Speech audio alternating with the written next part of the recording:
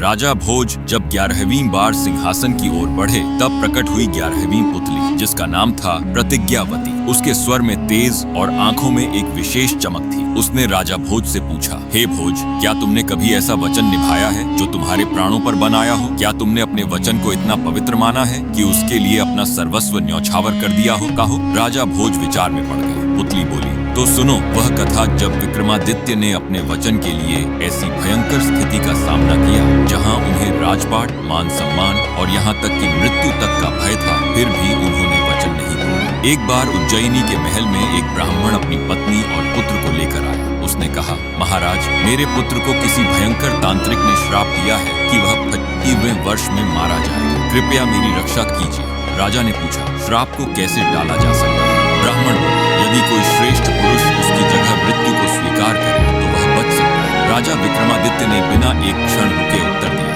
मैं वचन देता हूँ, यदि ऐसा समय आएगा तो मैं उसके स्थान पर प्राण दूंगा। ब्राह्मण ने हाथ जोड़कर आभार प्रकट किया और चला गया। वर्ष बीते, वह बालक बड़ा हुआ, गुणवान, शीलवान और सेवाभावी। राजा उसे भूल चुके थे पर वचन नहीं भूले थे। जब वह युवक 25 वर्ष का हुआ तो एक दिन एक अजीब सी धुंध पूरे राज्य में फैल गई। ऋषियों ने बताया, यमदूत उसे लेने आ रहे हैं। राजा विक्रमादित्य ने तुरंत उस युवक को अपने पास बुलवाया और कहा, आज से तुम राज्य के संरक्षक हो। अब मैं अपने वचन को निभाने चला। राजा विक्रमादित्य अकेले एक श्मशान में गए और वहां ध्यानमग्न हो गए। रात्रि के तीसरे पहर यमदूत आए और बोले, हम उस ब्राह्मण पुत्र को लेने आए हैं। राजा बोले, वह मेरी शरण में है। मैंने वचन दिया था कि मैं उसकी जगह प्राण दूंगा। यमदूत चकित हो गए। राजन, क्या आप अपनी मृत्यु स्वयं मांग रहे हैं? राजा बोले, वचन राजा की आत्मा होता है। यदि मैं इसे तोड़ता हूँ तो मेरा शासन अपवित्र हो जाएगा। देवताओं ने यह सब देखा। इंद्रदेव ने यमराज से कहा, विक्रमादित्य साक्षात धर्म के अवतार हैं। उन्हें मृत्यु देना इस सृष्टि के नियमों के विरुद्ध होगा।